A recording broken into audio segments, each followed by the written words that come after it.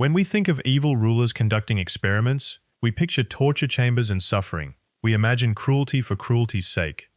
But what if I told you that some of history's most dangerous experiments weren't born from sadism at all? They came from something far more insidious. They came from compassion twisted into obsession. They came from kings who genuinely believed they were saving lives. They came from rulers so convinced of their own righteousness that they murdered thousands in the name of progress. This is the story of how good intentions and absolute power created some of the darkest chapters in human history. Not the experiments driven by torture, the ones driven by conviction. Most people know about Frederick II's language deprivation experiment, a cruel, pointless test to see what language God gave humans. Obvious evil, obvious horror. But Frederick had another obsession, an experiment nobody talks about anymore. An experiment that killed far more people than his infant study ever did. And this one, he genuinely thought he was perfecting medicine itself. In 1240, Frederick II declared that Salerno, the greatest medical school in medieval Europe, would become his private laboratory. Not a request, a command. He ordered the medical faculty to begin systematic human testing of new treatments. The stated goal was noble, pure. He wanted to prove which remedies actually worked and which was superstition. He wanted to eliminate the guesswork from medicine, to replace ancient tradition with evidence, to save lives. So he began forcing prisoners and paupers to ingest untested substances, poisons administered in small doses to see how the human body would react. Experimental surgical procedures performed without anesthesia. Strange herbal concoctions brewed in monastery kitchens and forced down the throats of men and women who had no choice. Some died quickly, others died slowly, their bodies breaking down from the inside. Frederick documented it all. He kept meticulous records. He was conducting science. Real science. The kind we celebrate when it's done with consent in a laboratory. Except, this wasn't a laboratory. It was a kingdom, and the subjects didn't volunteer. They were captured, accused, condemned, and sentenced to become the building blocks of medical progress. Here's the unsettling part. Frederick's experiment actually worked. His methods were brutal, but his approach was sound. By forcing subjects to test new treatments against untreated control groups, he established what we now call the randomized controlled trial, the very foundation of modern medicine, the gold standard of scientific evidence, the framework we use today to approve life-saving drugs. Frederick invented it 500 years before modern science officially claimed credit. He did it by killing people, deliberately, systematically, and documenting every death as data. But the really disturbing question isn't whether Frederick's methods were cruel. We already know they were. The question is something darker. At what point does the pursuit of genuine knowledge become moral justification for unlimited harm? Frederick wasn't a cartoonish villain. He had no interest in torture for entertainment. He wanted answers, real ones. And he was willing to destroy human beings to get them. His doctors weren't sadists either. They were physicians who believed they were advancing medical science. They kept records and studied patterns. They were doing research, the kind of research that would eventually save millions of lives in later centuries. So when we call them evil, what exactly are we saying? That the ends never justify the means? That some knowledge is too expensive to obtain? That our moral codes matter more than the pursuit of truth? These are the questions that should keep us up at night. Not because they're difficult to answer, but because we've never really settled on an answer. And throughout history, rulers and scientists have used that uncertainty as permission to do terrible things. The true horror isn't that Frederick was uniquely cruel, it's that he wasn't unique at all. Across medieval and early modern Europe, other monarchs were conducting their own versions of this experiment. In Spain, King Alfonso X ordered prisoners to be subjected to new surgical techniques without consent, not because he was interested in torture, because he wanted to perfect surgery, to make it safer, to save lives. His surgeons would experiment with different incision techniques, different closing methods, different approaches to infection prevention. They gathered data, they refined their practices, and when they eventually succeeded, when their techniques did become safer and better, the memory of the people who died testing them got erased from history. They became footnotes, acceptable losses in the march toward progress. The pattern repeats across centuries. In Russia, Peter the Great wanted to modernize his military. He ordered that prisoners and captured enemies be used to test new armor designs, new weapons, new battle formations. The goal was to reduce casualties in actual combat, to protect Russian soldiers, to strengthen the nation. These were rational objectives. The methods were monstrous, but the intentions were aligned with protecting his own people, not with sadistic entertainment. His generals kept records. They noted which armor designs protected soldiers better. They tested different blade angles to see which caused the most damage, and therefore required stronger defensive measures. This was military research, the kind that would eventually lead to real improvements in soldier survival. In England, King Henry V established what he called his Court of Experiment. Publicly, he claimed it was a place where scholars could study natural philosophy. Behind closed doors, it became something else entirely. Henry was obsessed with human anatomy. He wanted to understand exactly how the body worked, so he ordered that executed criminals be dissected. Nothing strange about that for the era. Cadaver dissection was becoming more common. But Henry went further. He wanted living subjects. He wanted to see the heart beating, watch the lungs expand, observe blood flow, understand the body before death stopped it. So he had condemned prisoners brought to his laboratory and ordered his physicians to begin exploratory surgery without killing them, to cut them open while they lived and stayed conscious, to study the internal organs in motion. The prisoners died eventually. They always did. But not before their bodies could be examined at every stage of failure. Henry's physicians documented vascular systems, organ relationships, internal injuries, and how bodies responded. The knowledge they gathered was detailed, accurate. It advanced human understanding of anatomy. It saved no lives at the time, but it laid groundwork that would eventually do exactly that. These weren't experiments conducted by cartoonish villains cackling over their victims' screams.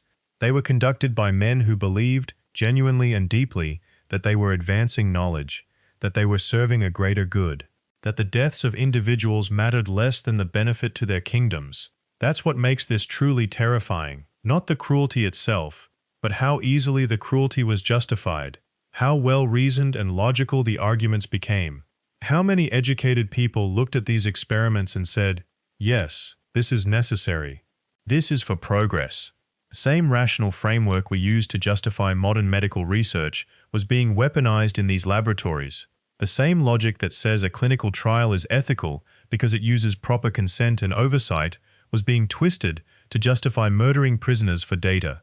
Because kings have oversight, they set the rules, they define ethics, and when you're answering only to yourself, ethics become remarkably flexible. Frederick II didn't see prisoners as humans with inherent worth.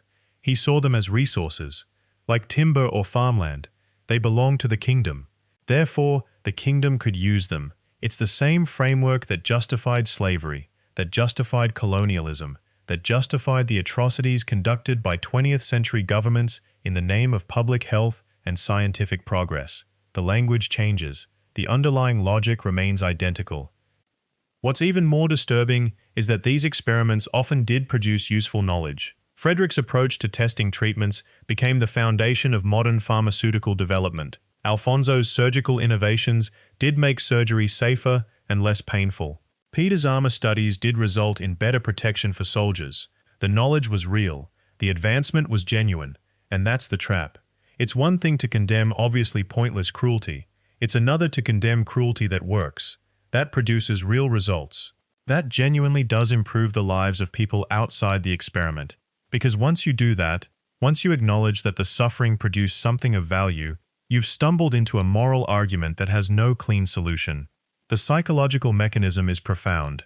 It's called the just world hypothesis, the human tendency to believe that outcomes are deserved, that if something bad happens to someone, they must have done something to warrant it. So when a king ordered a prisoner to be tested with an experimental poison, the people around him didn't see an innocent person being murdered. They saw a condemned criminal being put to productive use, someone already destined to die, someone whose death could at least contribute to science. The prisoner became less than a person. He became a resource with an expiration date. And when you reduce a human being to a resource, the moral calculus becomes much simpler. This is where we encounter one of history's most haunting figures, Mithridates VI, king of Pontus, a man so obsessed with poison that he became the architect of his own descent into madness. He ruled the eastern edge of the Mediterranean around the 1st century BCE, controlling trade routes that made him fabulously wealthy. But wealth wasn't what consumed him. It was fear. Specifically, the fear of assassination by poisoning.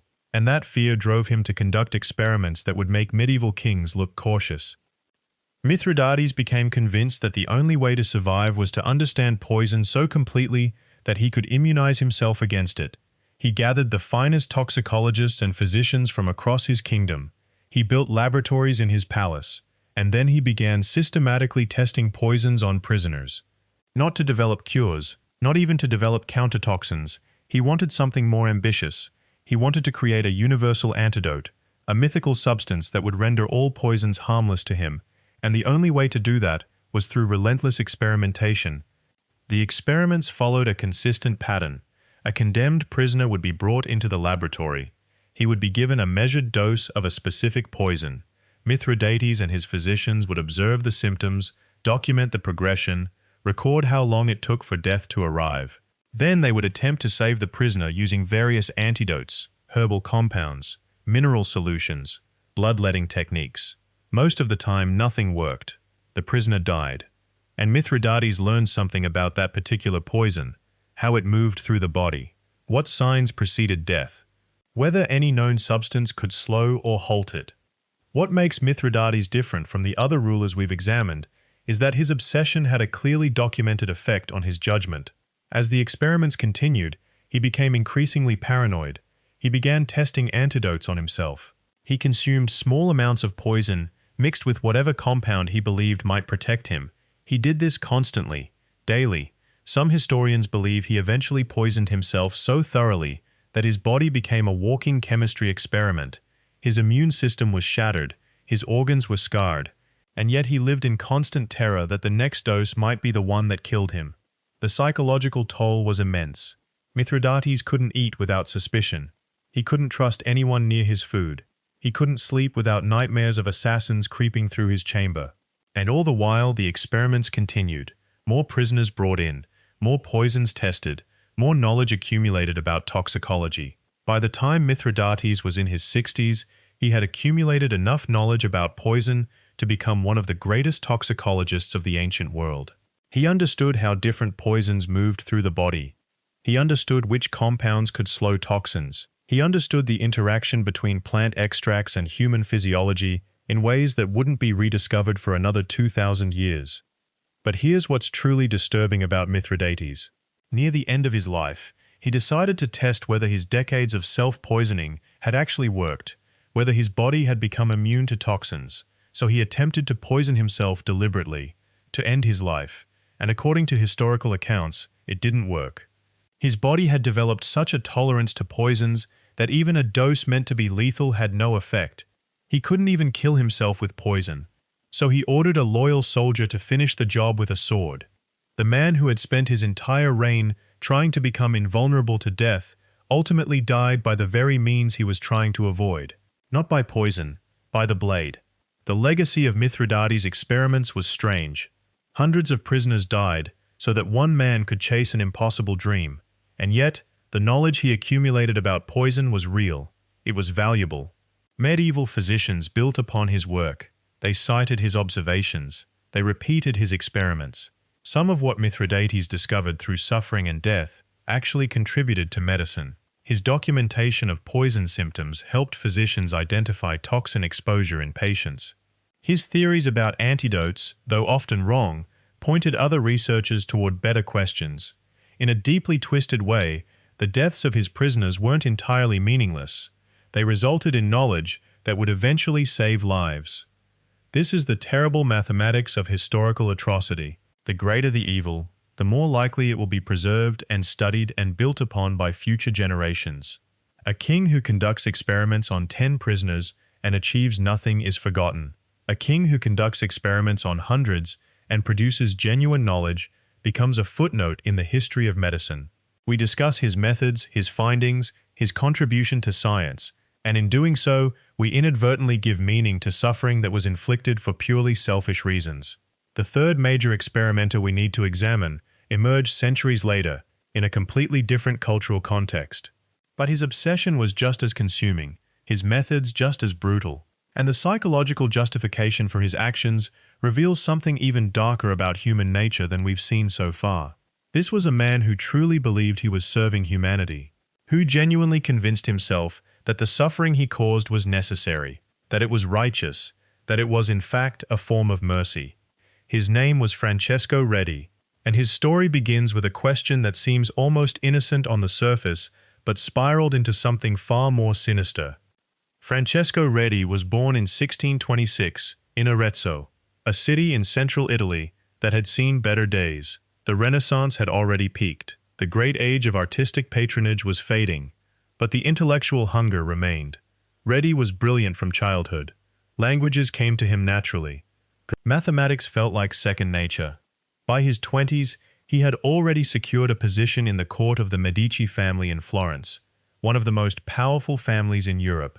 He was a physician, a poet, a natural philosopher. He had everything a man of his era could want: status, security, access to resources. And yet, something gnawed at him, something incomplete. Like Frederick before him, Redi became obsessed with understanding the hidden mechanisms of the natural world. But where Frederick had been driven by abstract curiosity, Redi was driven by something more urgent. He wanted to prove something. He wanted to demonstrate his brilliance. He wanted to leave a mark on science that no one could erase, and he believed the only way to do that was to conduct experiments that others were too timid, too moral, too weak to attempt. His first experiments seemed reasonable by the standards of the time. He was studying the nature of insects. Were they spontaneously generated from rotting meat, as everyone believed? Or did they come from eggs too small to see? Redi devised elegant experiments. He covered meat with fine cloth. He left other meat exposed. He observed which containers developed insects and which did not. The results were groundbreaking. Insects came from invisible eggs, not from the meat itself. This was real science. This was the birth of modern microbiology, decades before microscopes even existed. The scientific community took notice. Redi's reputation grew. He published his findings. He was celebrated. But success, for men like Redi, is never enough. There is always a deeper question, always another mystery demanding answers, and the questions that began to consume him in his 40s were questions that no amount of insects could answer. Redi became fascinated with poison. Specifically, he wanted to understand the mechanisms by which certain substances could kill human beings, while others merely sickened them. He wanted to know why some poisons worked quickly and others slowly, why some were absorbed through the skin and others had to be swallowed, why some could be neutralized by counterpoisons while others could not. These were legitimate questions. Medical knowledge of the time was primitive. Understanding how poisons worked could theoretically help physicians develop antidotes. It could save lives. That was the justification. That was what Redi told himself. What he actually did was conduct a series of experiments that would remain hidden from the historical record for centuries. Unlike Frederick, whose cruelties were documented by contemporaries, Redi was careful. He kept private notes. He worked in isolation. He selected his subjects with meticulous attention to ensuring that no one would ask questions about their disappearance. He used prisoners. Specifically, he used prisoners who were already condemned to death, men who had committed crimes heinous enough that their execution was inevitable. Redi told himself that this was merciful, that by using them for his experiments, he was giving their deaths meaning, that their suffering would contribute to the advancement of human knowledge, that they should feel honored to serve science. This rationalization, that condemned prisoners should be grateful to be experimented on, would echo through the centuries. It would be used to justify countless abuses. It would become the foundation upon which entire systems of exploitation would be built. But in Redi's mind, in the quiet hours when he worked alone in his laboratory, it was not exploitation. It was necessity. It was progress. It was the price of enlightenment. His experiments were methodical. He would give a prisoner a measured dose of a specific poison. He would observe the progression of symptoms, the time before onset, the nature of the pain, the order in which various bodily functions failed. Some experiments lasted hours, others lasted days. He would keep detailed notes, precise measurements, scientific notation applied to human agony. What Redi discovered was genuinely useful. He documented the effects of arsenic, mercury, strychnine, and dozens of other toxic substances. He identified which poisons affected the digestive system and which affected the nervous system. He found that some poisons could be absorbed through open wounds, while others could not penetrate intact skin. He discovered that the human body's response to poison varied based on factors like age, body weight, and previous exposure. By modern standards, these findings should have been the foundation of toxicology, should have been the moment when poison was transformed from mystical threat into understood phenomenon. And in a way they were. But the cost was measured in the lives of men whose names were never recorded, men who died slowly and in documented agony so that Reddy could file away notes in a private journal. What makes Reddy's story particularly disturbing is what happened next. Unlike Frederick, who lived in an era before scientific advancement was measured in terms of peer review and publication, Reddy lived in a world where reputation was built on shared knowledge. He wanted credit for his discoveries. He wanted to be remembered as the founder of toxicology, but he could not publish his work. The evidence of how he had obtained his results would destroy him.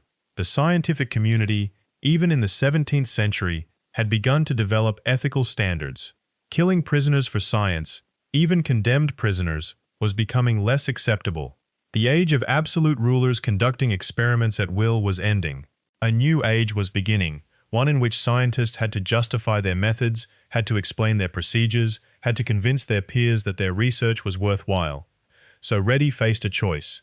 He could publish his findings and face condemnation, possibly prosecution, or he could keep silent. He could preserve his reputation and his freedom.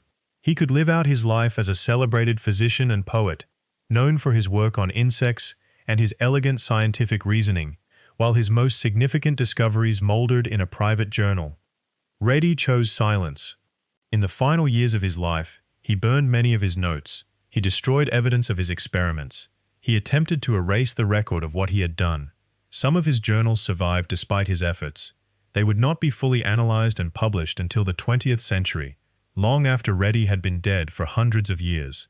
And even then, the scientific community treated them with a strange mixture of fascination and discomfort. Here was genuine scientific advancement. Here were discoveries that had genuinely contributed to human understanding. But the methods were inexcusable. The suffering was real. The men were innocent. Or were they innocent? This is where the story becomes even more complicated. Reddy's prisoners were not innocent in a legal sense. They were men who had been convicted of serious crimes. Many of them had killed, some had violated others. The society that produced them had judged them worthy of death. So could Reddy's use of them for experiments really be considered as fundamentally different from the executions they already faced? This is a question that historians still debate, and it reveals something troubling about how we evaluate historical figures. When we reduce a person to their scientific contributions, we are making a choice. We are deciding that certain things matter more than others. We are saying that advancement justifies cost, that progress justifies suffering, that if the discoveries are significant enough, the methods become almost secondary. But when we examine those methods honestly, when we look at what was actually done to actual people, we are forced to confront a different question. Was it worth it? And more importantly, who had the right to decide that it was? These are questions that echo forward through time. They do not have clean answers. They do not fit neatly into categories of right and wrong. And perhaps that is exactly why we must ask them anyway. Because history is not a collection of facts to be memorized and filed away. History is a conversation between the living and the dead. It is an argument about who we are, what we believe, and what we are willing to tolerate in the name of progress. Every time we examine a historical figure without flinching from their cruelty, we are making a statement. We are saying that understanding the truth matters more than preserving comfortable myths. Consider what these rulers and scientists were actually doing. They were not simply advancing knowledge in a vacuum. They were exercising power over those who had no way to resist. They were making unilateral decisions about other people's bodies, other people's pain, other people's lives. And in many cases, they were doing it while telling themselves and others that it was justified, that it was necessary, that the ends genuinely did justify the means. This rationalization does not end in the medieval period or the Renaissance or the Age of Enlightenment. It continues, it persists. You can see it in every era of human civilization. The argument that certain people's suffering is acceptable if it serves a greater good. The assumption that some lives matter less than others. The comfortable belief that we, in our time, would never do such things, that we are more enlightened, that we have moved beyond such barbarism. But the same impulses that drove Frederick and Redi and Mengele are still present. They manifest differently, certainly. They work through different systems and structures, but the underlying logic remains unchanged. The logic that says some people are expendable, the logic that says certain groups can be used as experimental subjects because they lack power, protection, or status, the logic that says progress justifies cruelty. History teaches us that these experiments, these horrors, did not happen in isolation. They happened because the societies that permitted them had already devalued certain groups. They had already decided that certain people did not deserve the same protections as others. The experiments were not the beginning of that devaluation. They were simply the endpoint. They were what that devaluation looked like when it was fully realized. And this is crucial to understand, because we often talk about these historical atrocities as though they were conducted by uniquely evil individuals acting alone. Frederick was mad, we tell ourselves. Redi was brilliant but amoral. Mengele was a monster. And in focusing on the individual pathology, we ignore the systemic pathology. We ignore the fact that these people operated within societies that enabled them. We ignore the countless people who knew what was happening and did nothing. We ignore the ways that ordinary cruelty becomes normalized when it is directed at those society has already marked as less worthy. This is perhaps the most uncomfortable truth that history has to teach us. That horrors do not require special evil. They require ordinary indifference. They require structures that permit cruelty. They require societies that have already decided certain people do not matter. And they require just enough certainty that we are doing this for good reasons. What we can do, what we must do, is remain vigilant. Not just about the grand horrors, but about the small normalizations. About the moments when we start to believe that someone's suffering is justified. About the times when we tell ourselves that a group of people are less worthy of protection. About the instances when we begin to accept that progress demands a price in human suffering. If you want to dive deeper into this conversation, if you want to explore the philosophical and historical questions that these experiments raise, there is far more material available in the description and in the pinned comment below. These sources go much deeper into the ethics of historical judgment, into how different societies have rationalized cruelty, and into what we can actually learn from examining these dark chapters of our past. Because that is what history ultimately is. It is not a series of cautionary tales with moral endings. It is not a story about how we have progressed from barbarism to enlightenment. It is a mirror. It is a reflection of what we are capable of. And it is evidence of what happens when we stop asking difficult questions, when we stop examining power, when we stop insisting on accountability. The experiments we have explored today happened hundreds of years ago, but the questions they raise are immediate and contemporary. In hospitals and research facilities around the world, decisions are being made right now about what constitutes ethical treatment of human subjects, about who gets to decide what is acceptable risk, about how we balance individual rights against collective benefit, about whether someone's consent matters when their life circumstances leave them with no real choice. And these decisions are being made within systems that carry the weight of history. Systems that still, in subtle and not so subtle ways, treat certain populations as less worthy of protection. Systems that still rationalize certain forms of harm in the name of progress. Systems that still, if we are honest with ourselves, have not fully reckoned with how easily ordinary people can become perpetrators of extraordinary cruelty when given permission and justification. This is why the study of historical horrors matters. Not because it is entertaining, though some of you are drawn to this content because it is. Not because it allows us to feel superior to people of the past, though that is a comfortable feeling we all sometimes indulge in.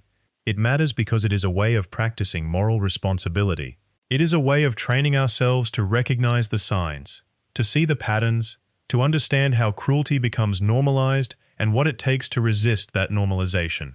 Every time you watch someone examine a historical atrocity, you are participating in a collective act of remembrance. You are saying that these people mattered, that their suffering was real, that it should not be forgotten or rationalized away.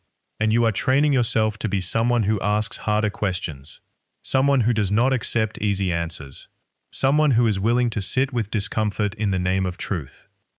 And if you are genuinely interested in exploring these questions further, If you want access to resources that go deeper into the ethics of experimentation, into the history of consent in medical settings, into how we have reckoned with these horrors across centuries and cultures, then everything you need is waiting for you in the description below and in the pinned comment. These materials will help you understand not just what happened, but how we think about it, why we debate it, and what it means for us today.